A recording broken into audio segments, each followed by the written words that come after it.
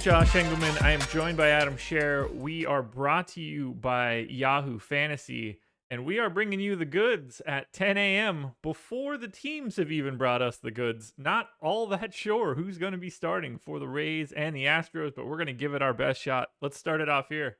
Anything good yesterday? Did you have a lot of Dodgers? Nothing good. Had a lot of Dodgers, but won cash games, lost tournaments. Yeah, kind of how it normally goes. Yeah, you and I were talking a little bit right around lock. I left to go pick up my dog at doggy daycare. About a 15-minute drive.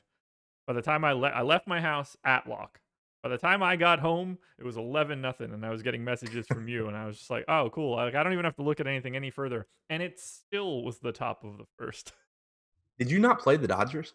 I mean, I played the Dodgers, but so I didn't have a ton of Greinke, which meant that I had more Kyle Wright, which obviously wasn't the guy to have yesterday. Yeah. Shout out to the guy that played him against Dodgers, but I had too much of other things to ever get to something good. Shout out to the guy that played Kyle Wright against me in a $50 head-to-head. That made for a fun night. really tough sweat on that one. Yeah, it was pretty brutal. Let me see. I have my crunch still here. I can tell you why it was so bad so quickly. Yes. Maybe we can give them an extra minute or two to get the Rays and Astros starters. So I ended up with a third of my lineups having Kyle Wright. So straight out of the jump, lit those bad boys right on fire. Now, I still needed to fade a Greinke start, which was fine. Here's the problem. 7% Max Muncy. Didn't feel all that great after the first. I had a minimal amount of Turner, Muncy, Rios. Didn't have enough Jock. The guys that I had were Seager, Will Smith, and Betts, and didn't really get me anywhere. So not enough of the Dodgers that mattered most, and too much Kyle Wright. Womp womp. Yeah, I played 3 max yesterday, and so I just didn't have the right mix of Dodgers. My 150 exposures would have looked pretty good. Like my lowest owned Dodger would have been 21% Turner. I would have been 30 to 40 to 50% on most of them. Had like 100% Greinke and close to 100% Glass now, which obviously wasn't great. But how did Greinke shake out? I didn't. I obviously tuned out after a bit. When I went to bed, he had like 20 points and hadn't gotten the win yet. Okay. So I don't know if I don't even know if he got the win. But yeah, I didn't know when he came out. I mean, I knew it was like 5-4 or something like that. So I assumed that he didn't go like full on bonkers, but clearly a better option than Kyle Wright. 23.9.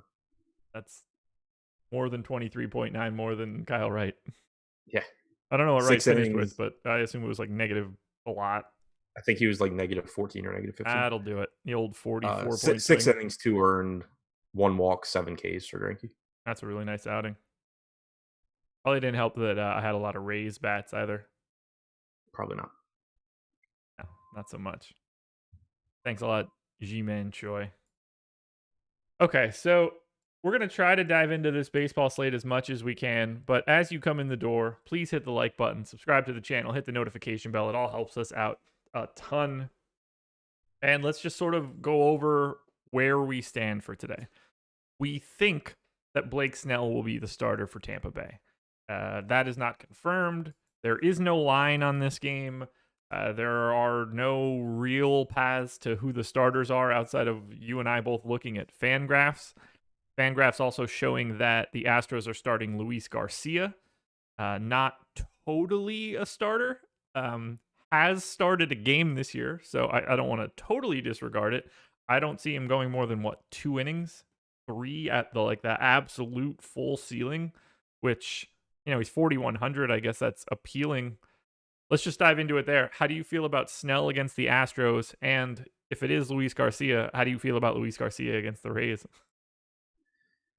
So Snell at 8,300 is a pretty good price point. I mean, this is such a weird slate. Like if you assume that it is Snell and Garcia, and then we know that is Kershaw and Wilson in the other game, you basically have an ace in Kershaw who is dealing with back spasms for whatever risk that is. But other than that, you have an ace in Kershaw.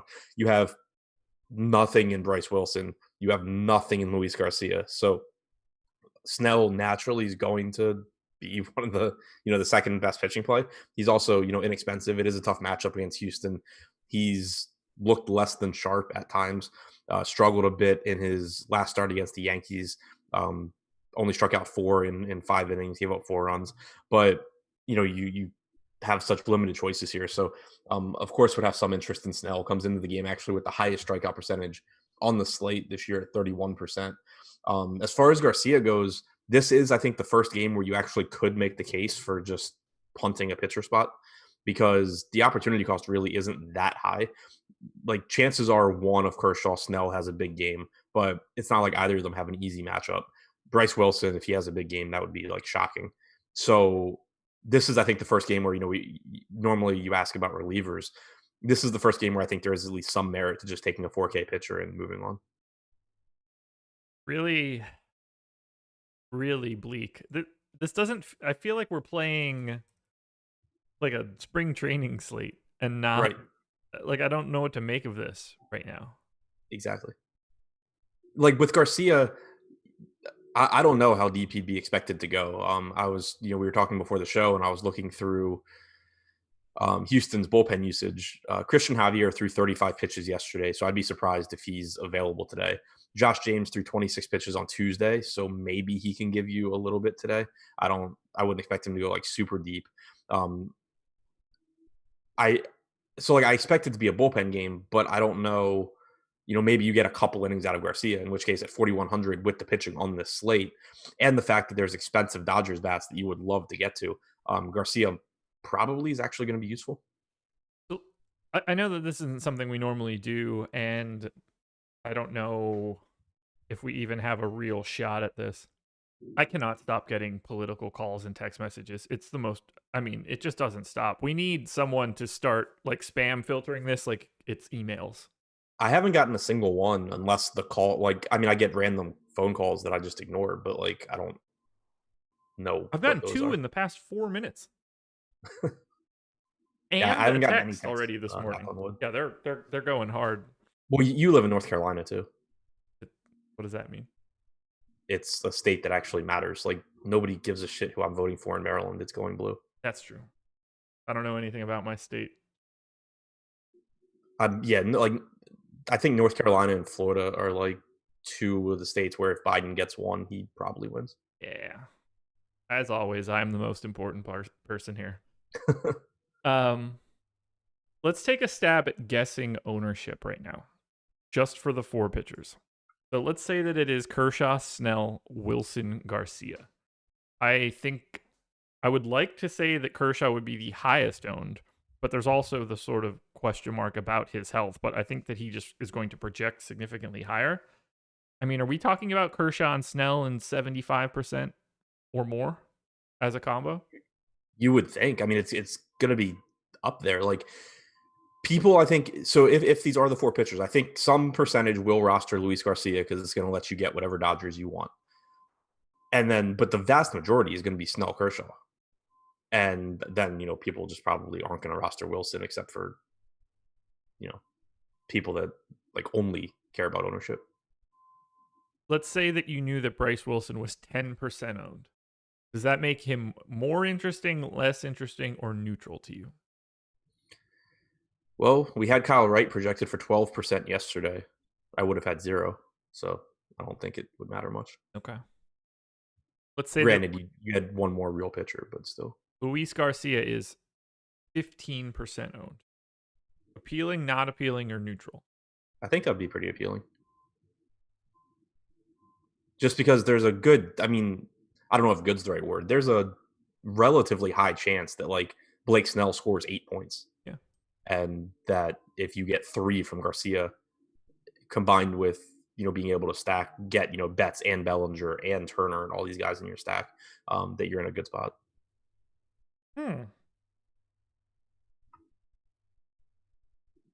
Apparently my dog got in a scuffle. Doggy daycare. Huh. Did he win? I hope so. He should win. He's that kind of dog. But we'll get to it.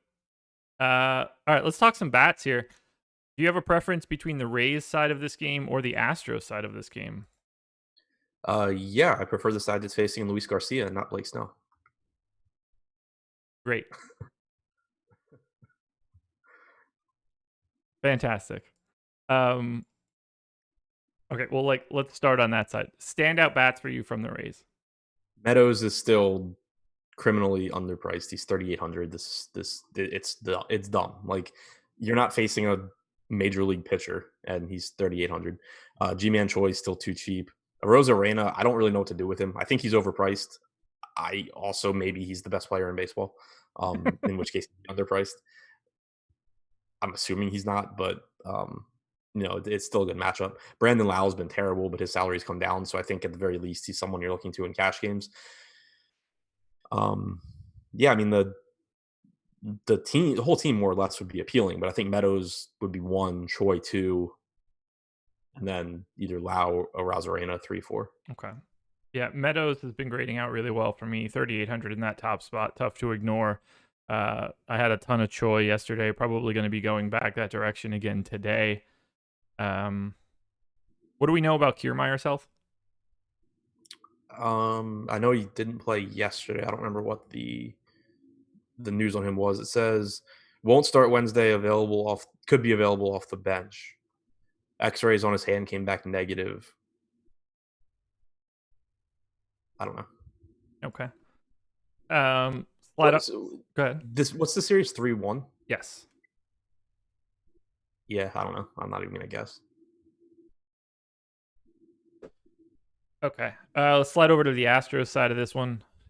We assume the Astros are going to be going up against Blake Snell. Obviously a tough matchup. You're not looking to get a high-end starter here. Certainly the Rays aren't going to be getting the same thing, or at least it doesn't seem so. How do we feel about guys like Springer, Altuve, Bregman, Correa, Gurriel, some of the righty bats? Because this is going to be tough sledding, I'm guessing, for like Brantley and Kyle Tucker. Yeah, it's not good for anybody, but against lefties this year, a 42.5% strikeout percentage for Snell doesn't look great for lefties. Righties is 27.5%, so still above average, but a little bit more favorable. 164 expected ISO. You're not going to be excited to get to Houston, but it is at least a spot where if ownership is much lower than the Dodgers, which probably will be, but they should come in as the third or fourth highest owned team. The Dodgers should clearly be number 1. The Rays should be number 2 if these pitching matchups hold. So that leaves you, being able to get a pretty good Astros team in terms of talent and power at lower ownership, which is pretty appealing. Altuve's price tag still affordable. Alex Bregman's cheap at 4,400. Springer's cheap at 45. So the Astros are a team that I think you could stack and then still get to like some good Dodgers bats. I was going to say they're a team you could stack with maybe some Dodgers and get to Kershaw Snell, but obviously you're not really looking to go that route if you go to the Astros. But you could at least, get good Dodgers bats with the Astros and then do, Kershaw, Garcia or something. Yeah. Do you think the Astros go under-owned because of Snell? Just because of the makeup of the pitching on the slate itself? I think it's really possible because thinking about how the slate's made up, like the Dodgers are going to get tons of ownership, deservedly so, because for one, they're not that expensive. For two, they're facing Bryce Wilson and they're the Dodgers. So a ton of ownership is going to go there. But then with this pricing on Tampa Bay, they're like a lot of these guys are like the top cash play at their positions, or at least one of. Obviously you can make a case for Max Muncy at first base over Choi if you have the money, but like G-Man Choi is one of the best point per dollar options. Austin Meadows is one of the best point per dollar options. Same goes for Brandon Lau.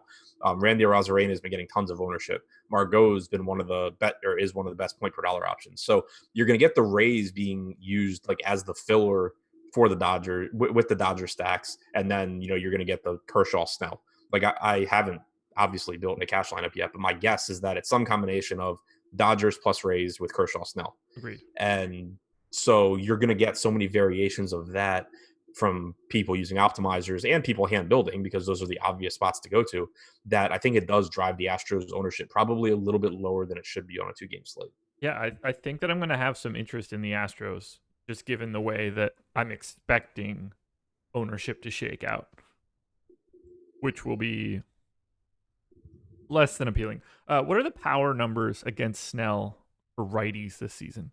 Do you have that in front of you by any chance? 164 actual, or 164 expected ISO, 188 actual. Okay, so like the idea of trying to buy a home run or something off of Snell, like from the Astros, isn't the worst idea in the world if you're grabbing, a Springer, a Bregman, a Correa. not a huge issue to grab a bat or two against Snell. No, not at all. No. Do you expect to have more Rays or more Astros? This is obviously from a GPP perspective. Probably more Rays. Okay. Is there anything else we could really touch on this one? I don't think so. Same page here. Oh, so I was building just to see like if it was necessary. I was just quickly like clicking in a Dodger stack with Kershaw Garcia, and it does seem like it would be something that's necessary if you're looking to get the best Dodgers. Avoid not saying Edwin Rios is bad, but like Smith, Muncy, Seager, Betts, Bellinger, like the guys that you have to pay up for. If you go Kershaw Garcia with those five, you get $3,766 per position for your last three. So Garcia is actually being useful in that case. We got some free content today. NFL rankings free today. MLB rankings free today. So if you want to play on today's slate for MLB, feel free to go to the website, awesemo.com. Our MLB rankings will be free. If you want to get a jump on this weekend's NFL slate, NFL rankings are free. We've got NFL strategy show coming up after this at 11 a.m. That'll be Laffy and Matt taking a look at some NFL. And Matt Kajeski and Kyle will be doing an NFL FanDuel strategy show at 2. I think the strategy is hope that they have stats this week. That is probably going to be helpful. And then at 4 p.m. Eastern time, MLB Live Before Lock. EMAC and Jake taking you up until that 5 p.m. lock. I know it's like 5:07, but whatever. I'm rounding down. You guys get the drill. And shout out to our presenting sponsor. That would be Yahoo Sports. Now, they don't have baseball contests right now. They do have football contests. They do have a $5,000 guaranteed no management fee contest. $3 to get in. Can't beat that. The 10 max contest, so you don't have to worry about going up against 150 people, but you don't have fees at all. And here's the deal. There's only like 100 spots left. 1584 are in it. 1664 is the max. So if you want to get into that no management fee contest for this Sunday, you need to do it now. So like I said, only $3 to get in. They run lower management fee contest, no management fee contest. Like their big contest, 200K baller. It's the only place you can become a baller, by the way. The baller contest, only an 11% management fee. That's lower than what you see across the industry. You should be able to use this as a better spot for you to build your bankroll. So if you're just getting started in DFS, I think Yahoo is a fantastic place to start. You're just going to you should have better results, softer competition, an easier time on the back end. Go to Yahoo Sports and play, because that's what I'm telling you to do. Yeah. And also, I mean, give them credit for actually being a well-run site. They actually took down their PGA contest because of the stat issues. Took them down instead of running them like FanDuel and then screwing everyone over. So, give them credit for being a well-run site too. There you go. And then we move on to Dodgers and Braves. A rough one for the old Bravos yesterday. 5.3 run implied total for the Dodgers, 3.7 for the Braves. This should be Clayton Kershaw. He was scratched from game 2, bumped to this start. Bryce Wilson starting for the Braves. I'm pretty sure Clayton Kershaw will be the highest owned starter today. That would shock me otherwise. What do we expect out of Bryce Wilson here? What's the deepest you think he can go? Based on how many pitches I think he can throw, or on his ability to get out of the first inning? Both. 4 innings. I mean, I would guess if he throws 80 pitches and they're not all in 1 inning, I think the Braves would probably be ecstatic. Oh, man. I mean, anything they get today has got to be better than yesterday. So at least they have that sort of thing going for them. I kind of want to see him get lit up in the first inning just to see like how long they make him go. Yeah. Because realistically, they should say you're throwing 4 innings. I don't care if the score is 400-1 when you come out. Right. Yeah. There's no sense in wasting additional arms if the game is perfectly dead. Although, yeah, like I'm not entirely sure why they took Kyle Wright out last night. I mean, when it gets to 11 in the first, like I understand you need some people to just like eat a couple additional innings, but that one seems oddly cruel. Yeah, but they used like 200 pitches out of their bullpen yesterday. I know. Grant Dayton threw 62, Shane Green threw 25, Jacob Webb threw 27, and Huascar Ynoa threw 92. can you just leave somebody out there to take further than an 11-run beating? I mean, that's I mean, I guess tough. you probably don't want to do it with one of your top pitching prospects. He might turn into Rick Ankiel. Yeah. Like, But if point he being, gives up 4 or 5 or 6 or something like that, I think you just let him eat more. But when it yeah, gets to 11 in the first, at some point you just got to be like, we're gonna just go ahead and get out of here. point being, I don't think that's the case today though. If Agreed. Bryce Wilson gives up 10 in the first, I think he pitches the second. Like because I mean they used all these guys. You look at like who didn't pitch yesterday, and it's the actual good arms in this bullpen that are back end guys. So like they're not giving you 3 or 4 innings anyway, and B, they're guys that you actually want to be available. Even I mean Tyler Matzik threw 29 pitches on Tuesday, so he's probably not giving you like 40 today. This bullpen is burned out, so I think you probably just get a Bryce Wilson like go out there and pitch until you can't pitch any more game. Yikes. Do you like that at 6K? It does it kind of makes it more appealing because I don't think they're gonna let's say he does well one time through the order. I don't think they're gonna say like, okay, good, like let's get you out of there because I don't think have the arms to do that. It makes him a little more appealing, I guess, because the leash should be longer than it typically would for Bryce Wilson in a playoff game. Like if Kyle Wright had pitched well yesterday and you saved those 4 bullpen arms that I mentioned, then if Bryce Wilson gets through 3 innings, gives up 1 run, and then puts like the first guy on in the 4th, there's a really good chance that they're just like, okay, good job, get out. Yeah. Whereas today, I think they're saying like, yeah, okay, keep going. Let's talk a little bit about the Dodgers bats since we expect them to be the most important guys on the slate. Betts, Seager, Turner, all north of 5K. I mean, no one's really like quote unquote cheap outside of Austin Barnes at 3,800. Everybody else is 4K or above. But given the way that salaries are made up, it doesn't really matter all that much. What stands out most to you from the Dodgers? So looking at Bryce Wilson, going back to last year, not a huge sample. 400 pitches to righties, 267 to lefties, 299 actual ISO, 214 expected ISO to lefties, 229/230 to righties. So was not discriminatory on who he gives up power to. So that still leaves everyone on the table. I think that you're basically just looking at the best Dodgers. I think Seager is the number 1 guy just because of the position. And the fact that he is apparently fully healthy and back to being a ridiculously good baseball player.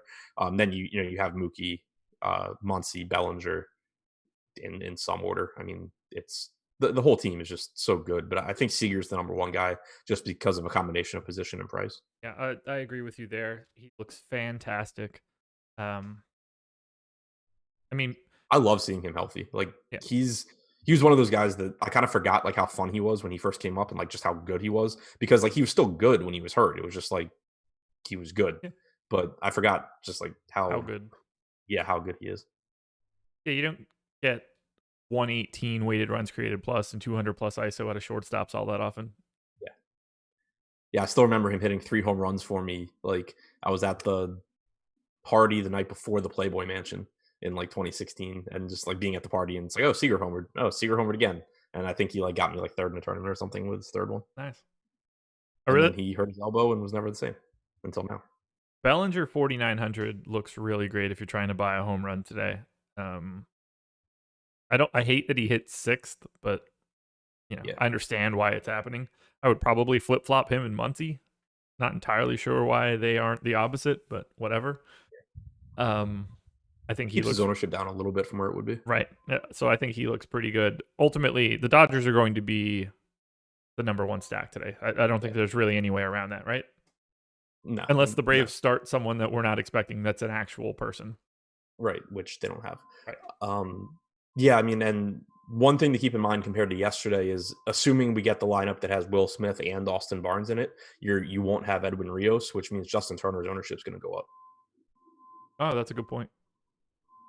That's a really good point. You like Barnes today as the catcher option? I mean, I like Smith more, but I think you're probably going to get a pretty big ownership discount on Barnes. Yeah. Yeah, I mean, Will Smith has been crazy popular.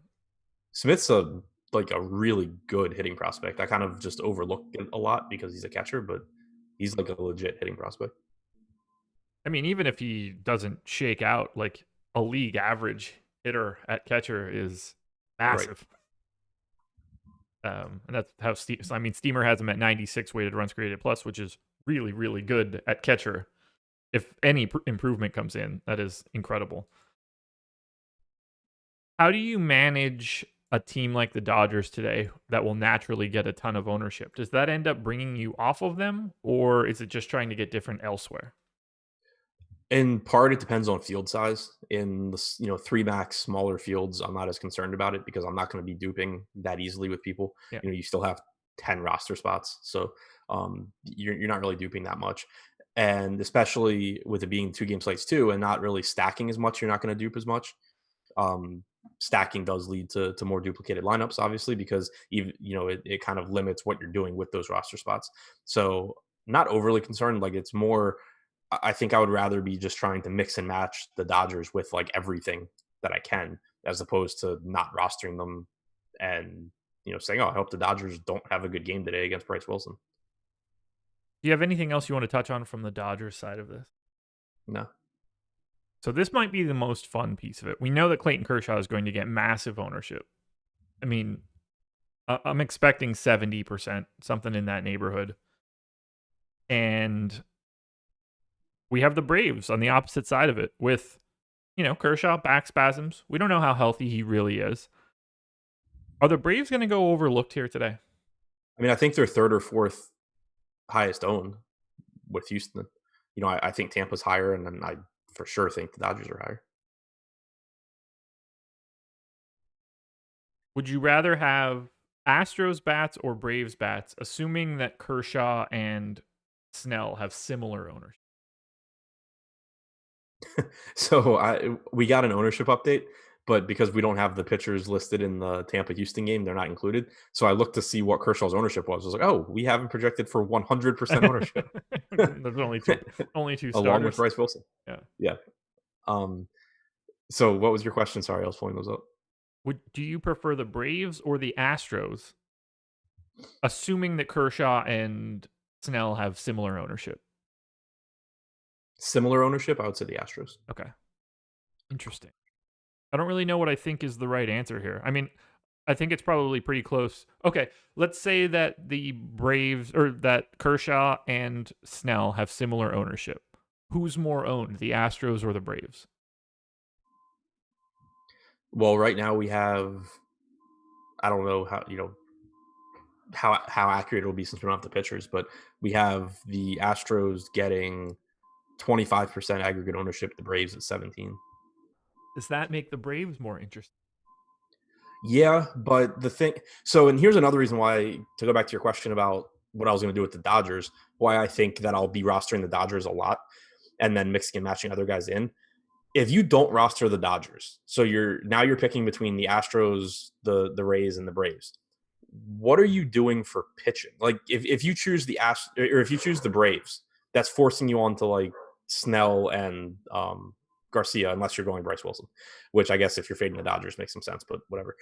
It like the Dodgers are the team that they're not facing a pitcher that I have any interest in, so it helps there. I think I would just rather be doing like Dodgers plus, even if I have Kershaw, Dodgers, Kershaw, and then Ozzy Albies and another Braves bat or something. Like I would rather go that route, I think, which is going to be somewhat contrarian, than just forego the Dodgers or forego Kershaw.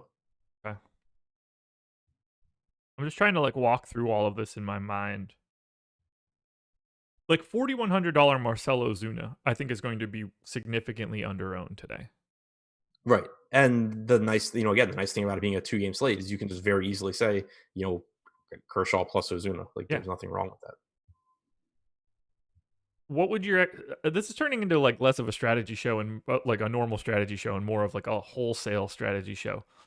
What do you think the cutoff is for the scoring for Kershaw and Snell to just be like the default option? Like if Kershaw or Snell go for 7 or 8, all bets are off. It doesn't matter who that third, like your second pitcher is. Then they're all going to be the same ish. Barring guys that get blown up. Like if Snell goes for 8, you can just as easily have Wilson or the dude that's thrown for the Astros, whose name I can't even remember at this point. Garcia. how high before it just has to be Kershaw and Snell? Like 15? Yeah, so before 15, it 20? has to be, I would say like 15, 16. Okay. Because so let's say Kershaw has a good start, gives you like 22, so we're not worried about Kershaw.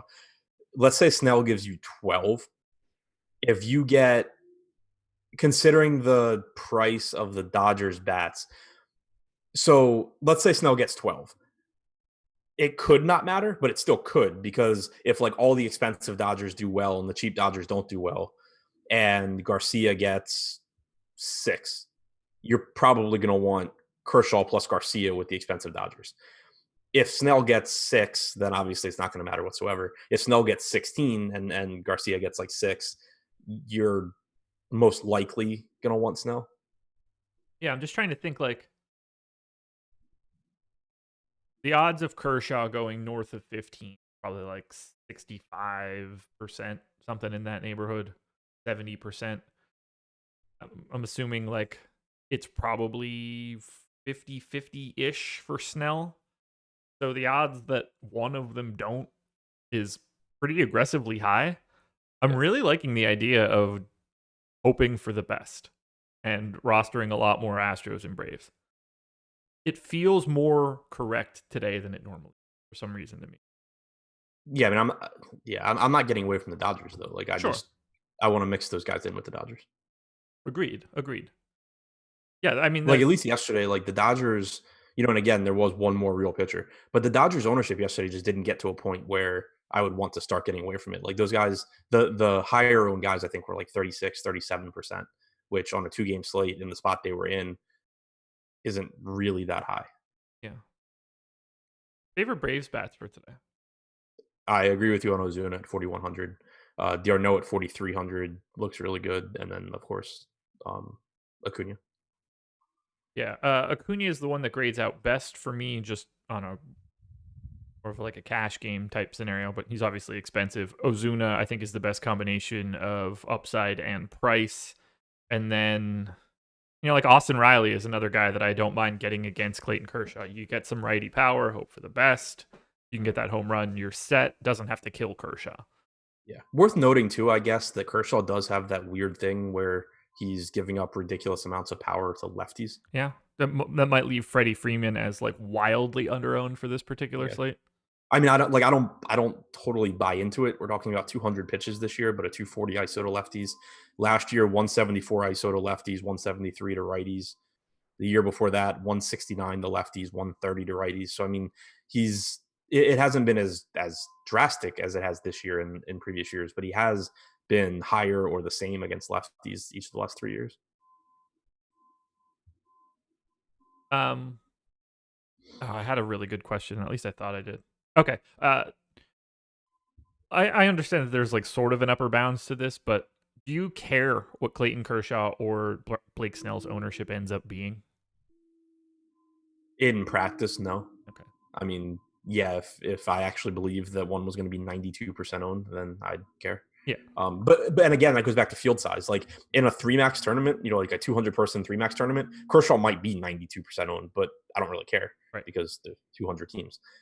In the larger field where you're playing against 30,000 teams, if he's 92%, I care. But realistically, there's enough dead lineups and just bad players that he's going to be like 70. Right. Okay. Just making sure. I guess I don't have anything else to add. Do you want to just sum this up? Rank the starters as we see them now. Rank the stacks as we see them now. Sure. Dodgers 1, 2, 3, 4, and 5, followed by Tampa for value. I think Atlanta for leverage. But mostly I'm just planning on mixing and matching guys in with the Dodgers stack. Yeah, I have them going straight down the same way as salary. Kershaw, Snell, Wilson, Garcia, Dodgers, top stack. Rays. I actually have the Braves ahead of the Rays, although it's pretty close. Astros would be last for me. It's all going to change once we get a little bit more detail. Follow me on Twitter at Josh Engleman. I'm going to put results to my Sims out for baseball today. So once we get a little bit more information, we'll have that. Follow Adam at Ship My Money DFS. Gonna much different follow. No Sims. A lot of snark. More snark than me. My snark is generally in video form. You've got a lot more of it in text form. Yeah, no Sims on Twitter for me. That's the best we could do, guys. When half of the slate has no real information, it gets kind of difficult. Tune into Live Before Lock. Live Before Lock is going to be very important for you guys today because those guys will have a lot more information. So you get Emac and Jake at 4 p.m. breaking it all down. Adam, any final thoughts on this show before we get out of here? Nope, that's it. Alrighty, guys. Thank you for joining us. Really appreciate it. Hit that thumbs up as you leave. Subscribe to the channel. Hit the notification bell. Go to our podcast feeds. You could subscribe for individual sports or all of the sports. So if you are just a baseball fan, you can subscribe just to our baseball feed. Just an NFL fan, just the NFL feed. You love us all the time, no matter what. Subscribe to everything. You cannot beat it. Good luck today. I'm hoping to have a better one than yesterday because I felt like the Braves. I'm sure they felt worse than me, though. So good luck. We're out of here. Adios.